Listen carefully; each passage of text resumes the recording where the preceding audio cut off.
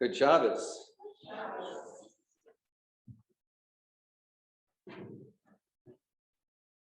First of all, I was wondering what others were thinking. I know it seems strange to me a little bit when we were saying the paragraph, the second paragraph of the Shema, which I now think of as Parshat climate change,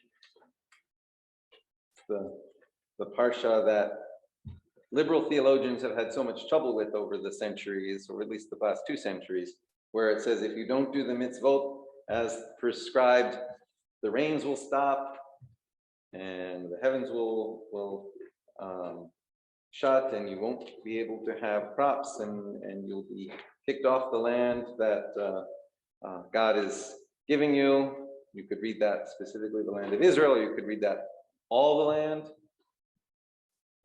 But in the past 20, 30, even 40 years, but especially more recent years, it's become apparent that collective human action has the ability to affect the rains like that if we're not doing what we're supposed to be doing.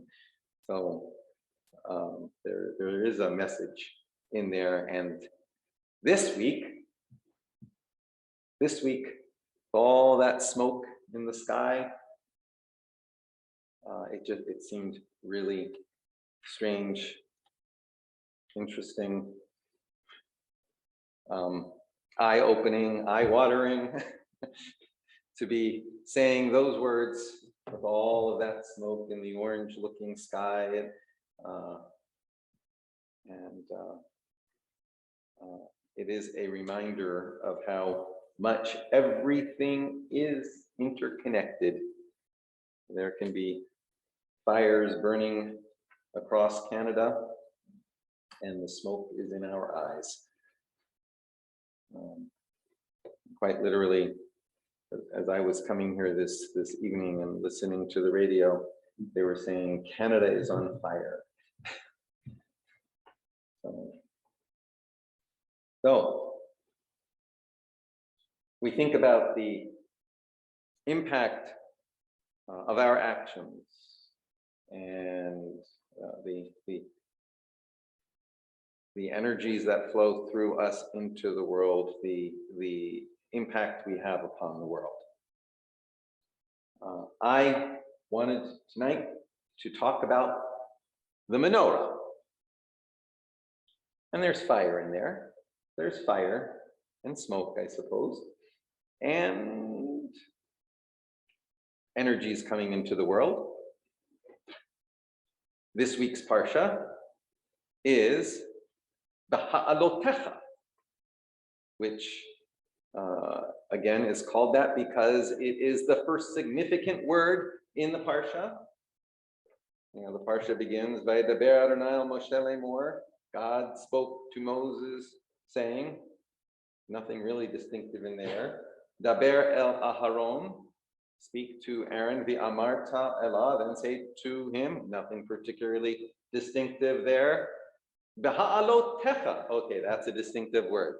Behalotecha, it gets translated when thou lightest the lamps. When you light the lamps. But it means actually in your lifting up of the lamps, el mul pnei hamenorah, from or to opposite the face of the menorah. Maybe it's to oppose the face of the menorah. Ya'iru shivat hanerot, the 7 lamps shall cast light. Or as it's translated here, when you light the lamps, the 7 lamps shall give light in front of the candlestick. Read menorah, that's the menorah. That's what Aaron's supposed to say. And Aaron did so. He lit the lamps of it so as to give light in front of the candlestick or opposite the face of the menorah, as the Lord commanded Moses. V'zeh ma'aseh hamenorah. And this is the work of the menorah. Beaten work of gold, unto the base of it, and unto the flowers of it, it was beaten work, according to the pattern which the Lord had shown Moses. So he made the menorah. I often think that this 7-branched menorah is the perfect symbol for Judaism.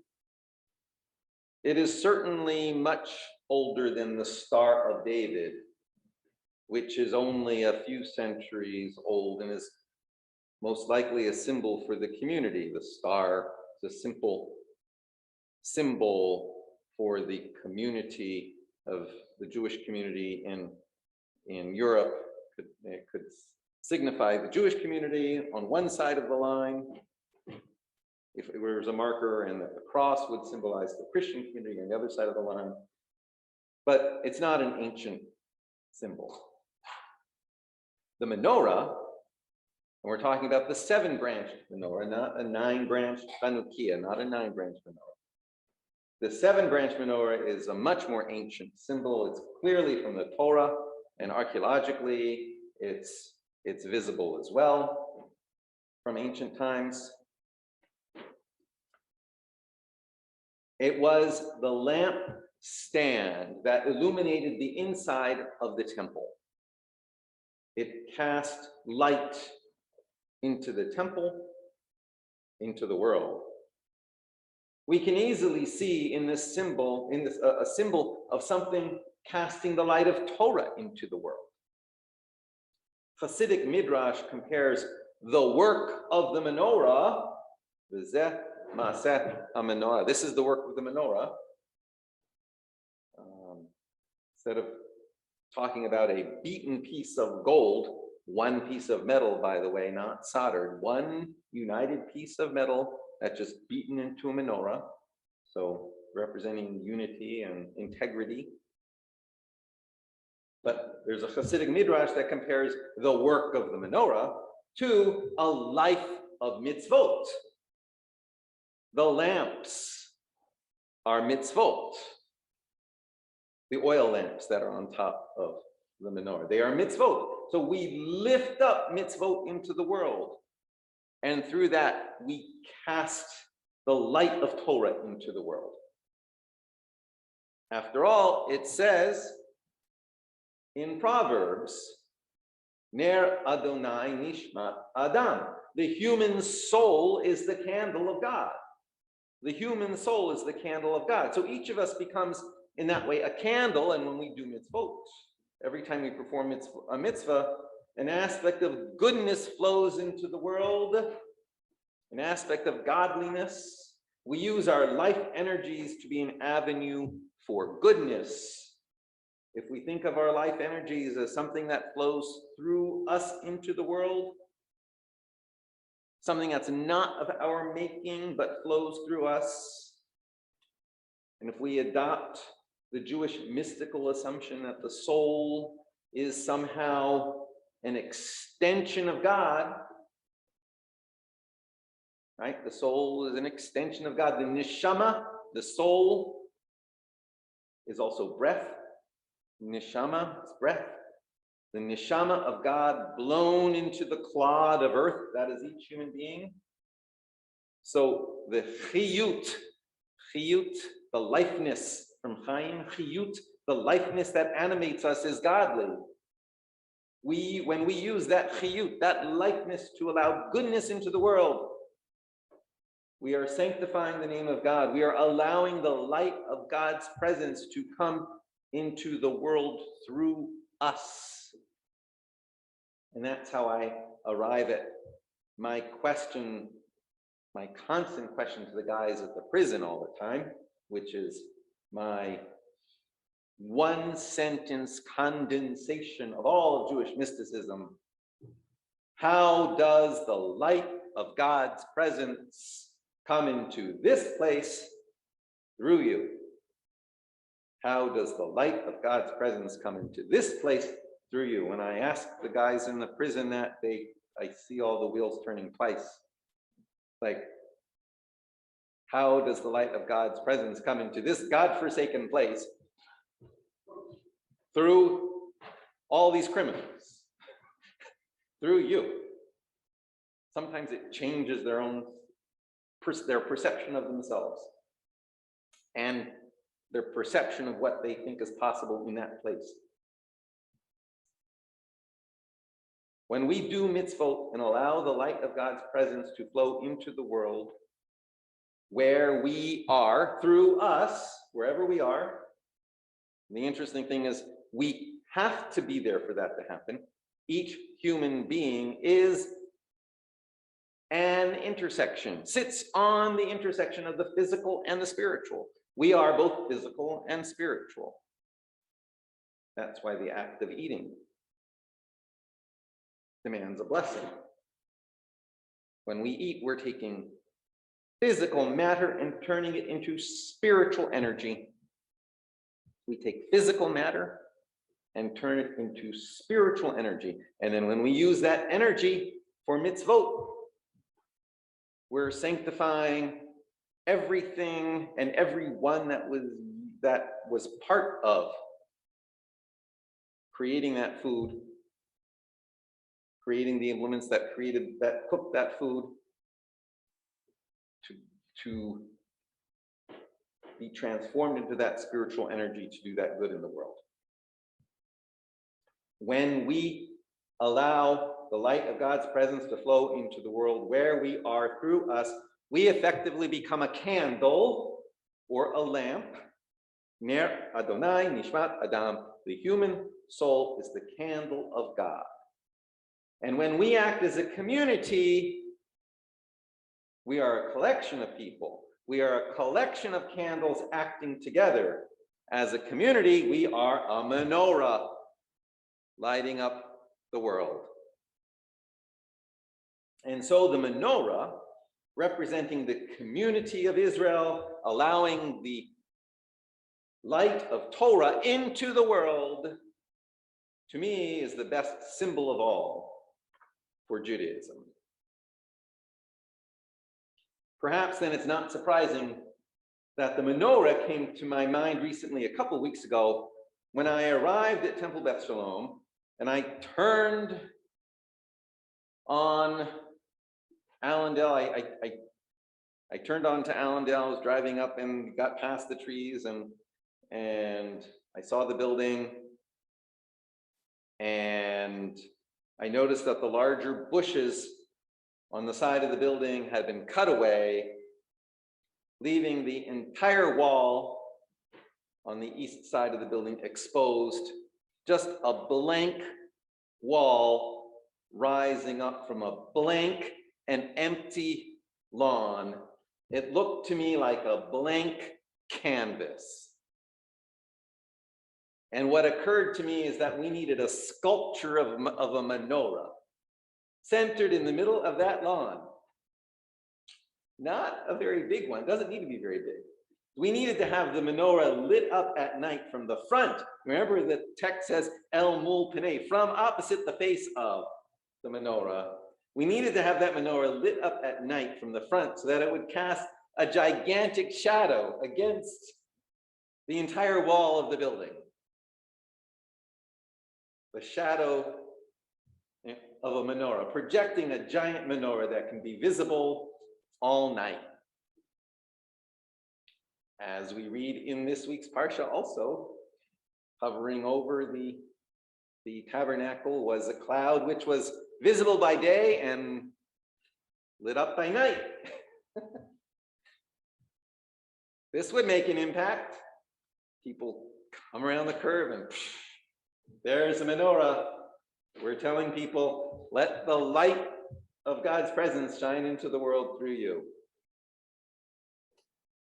That would be in keeping with this week's Torah portion. Behalotecha et hanerot el mul penei hamenorah. Ye'iru shiva hanerot. In your lifting of the lamps to opposite the face of the menorah, the 7 lamps shall cast light.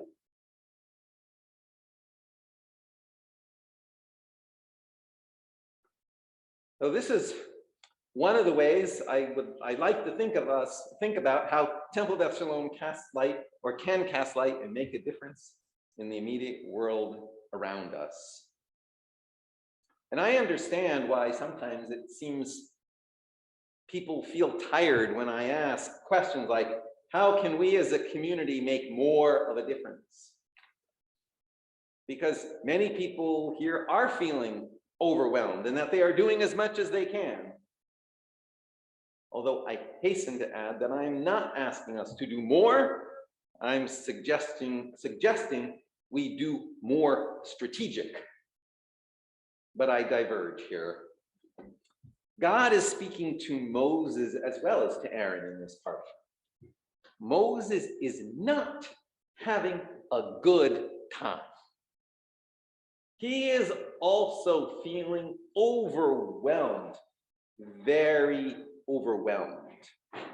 I want to read that part of the Parsha to you.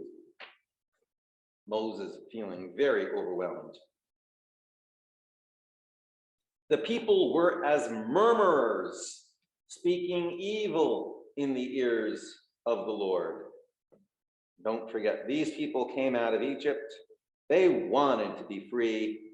They wanted to be out of Egypt. And once they were out of Egypt, really the thing they wanted most was to go back.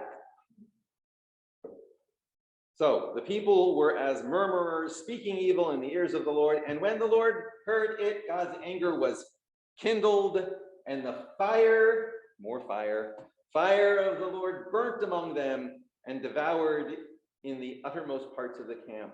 And the people cried to Moses, and Moses prayed to the Lord, and the fire abated. And the name of that place was called Taberah, because the fire of the Lord burnt among them. And the mixed multitude that was among them fell lusting, and the children of Israel also wept on their part and said, if only we were given meat to eat. We remember the fish which we were able to eat in Egypt for nothing.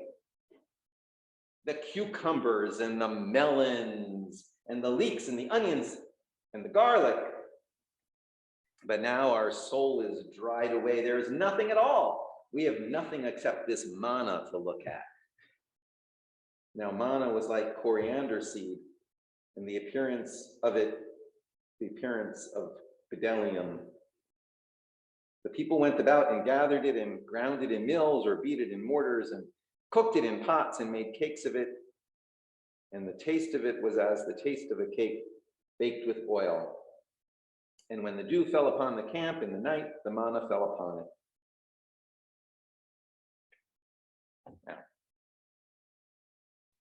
I diverge again, but Midrash says that the manna was white. Well, Torah says manna was white. Midrash says it tastes like anything you want. Maybe you've heard me say this before. I think it was tofu, but again, I diverge. And Moses heard the people weeping, family by family, every person at the door of his tent, and the anger of the Lord was kindled greatly, and Moses was displeased. Moses was not happy. Moses said to the Lord, why have you dealt ill with your servant, meaning himself?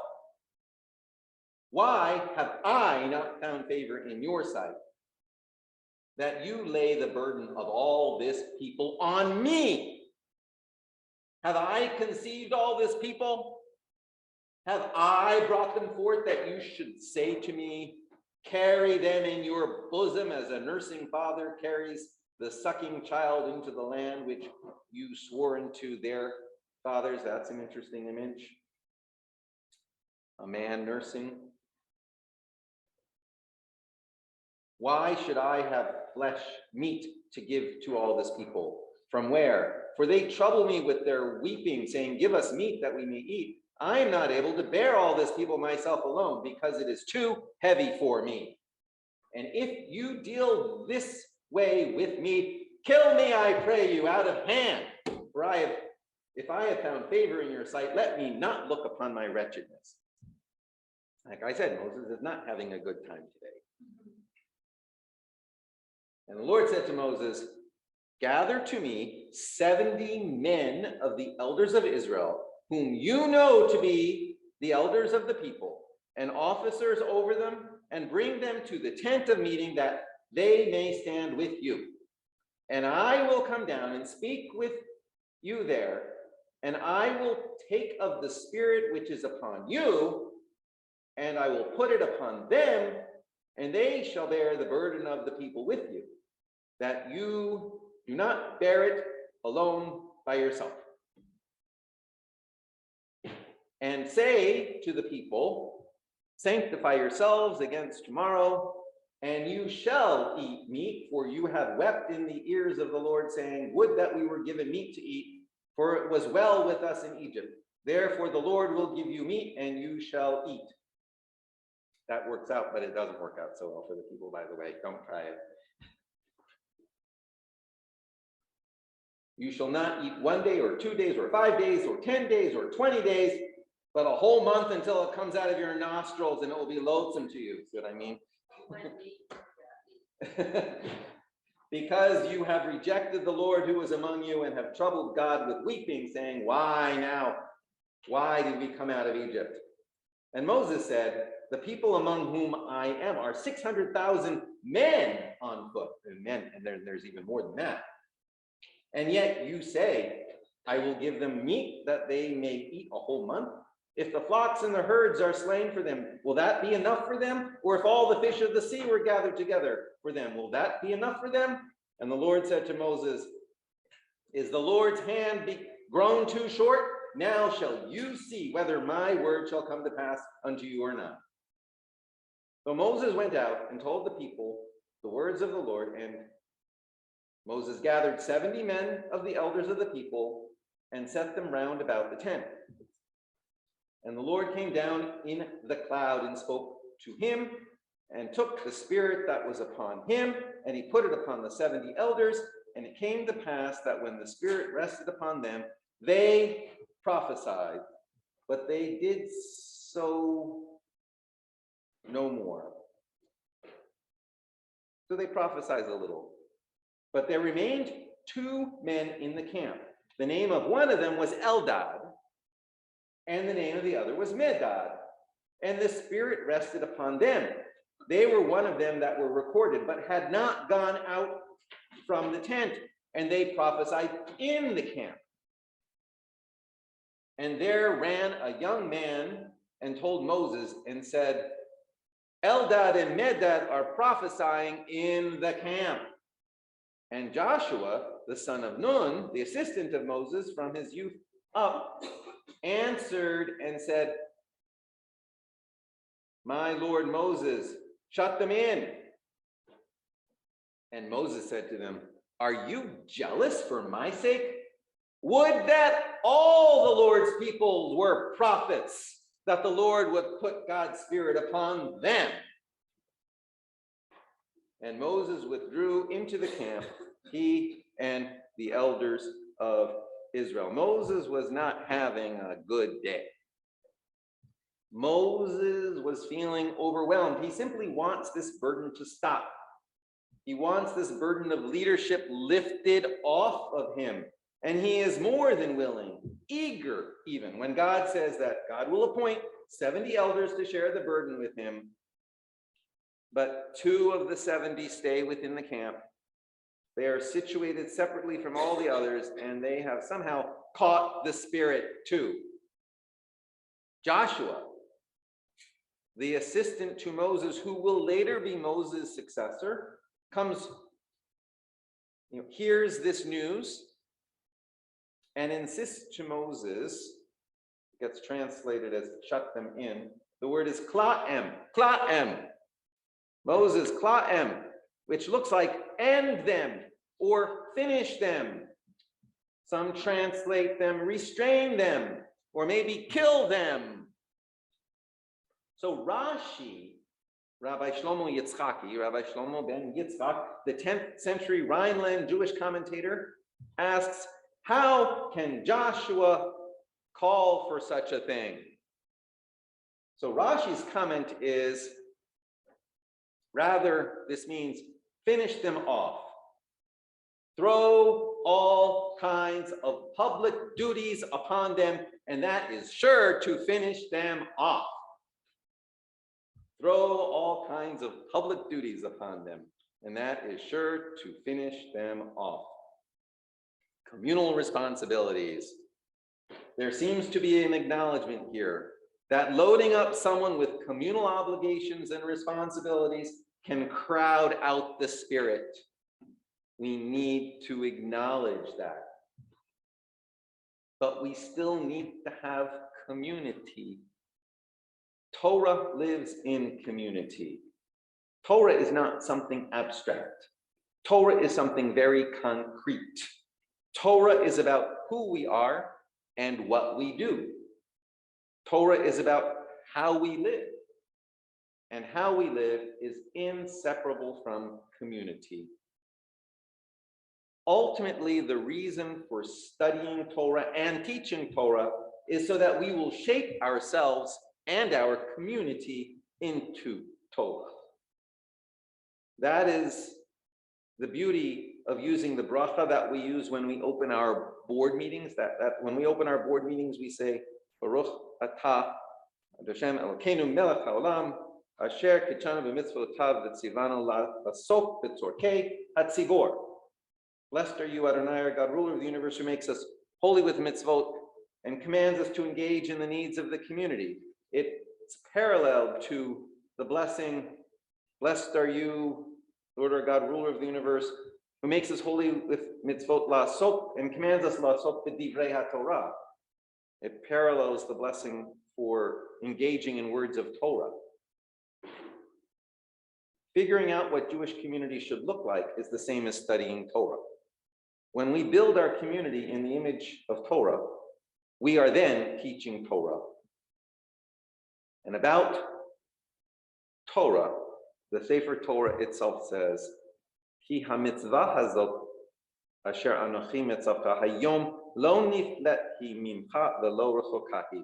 For the mitzvah I command you today, in other words, that I command you very